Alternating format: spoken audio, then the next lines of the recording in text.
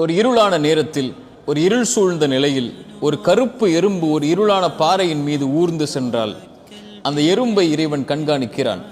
அது நடக்கக்கூடிய சப்தத்தை இறைவன் கேட்கிறான். அது உள்ளத்தில் எண்ணக்கூடிய எண்ணத்தை இறைவன் அறிகிறான். அதனுடைய உணவையும் அவன் தயாரித்து வைக்க மறக்கவில்லை. இப்படி ஒரு சின்ன ஜீவராசியையே இந்த பிரபஞ்சத்தில் இறைவன் மறக்காத போது என்னையும் உங்களையும், என் நிலையையும் உங்கள் நிலையையும் இறைவன் மறப்பானா? இறைவன் ஒருபோதும் நம்மை மறப்பதில்லை. எத்துணை வாசல்கள் அடைக்கப்பட்டாலும் அந்த 1000 அடைக்கப்பட்ட வாசல்களை தாண்டியும் அவன் உதவி செய்ய நாடினால் உதவி செய்வான். ஆனால் 2 கேள்விகளுக்கு இந்த மனிதன் பதிலை அறிய முடியாது. அது எப்போது, எப்படி?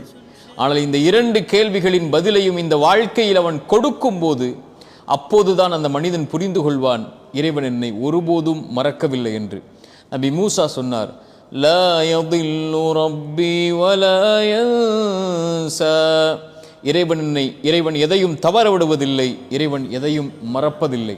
என் உள்ளத்தின் ஆழத்தில் ஒளிந்திருக்கும் கவலைகளையும், என் கண்கள் வடிக்கும் கண்ணீரின் துளிகளையும், என் இதய துடிப்பு எப்போது என் வாழ்வில் இந்த பிரச்சனையில் இருந்து வழிபிறக்கும் என்ற கேள்வியையும் இறைவன் ஒருபோதும் மறப்பதில்லை. இறைவன் ஒருபோதும் தவற விடுவதில்லை. ஆழத்தில், உள்ளத்தின் ஆழத்தில் பதிய வையுங்கள், இறைவன் ஒருபோதும் நம்மை மறக்கவில்லை.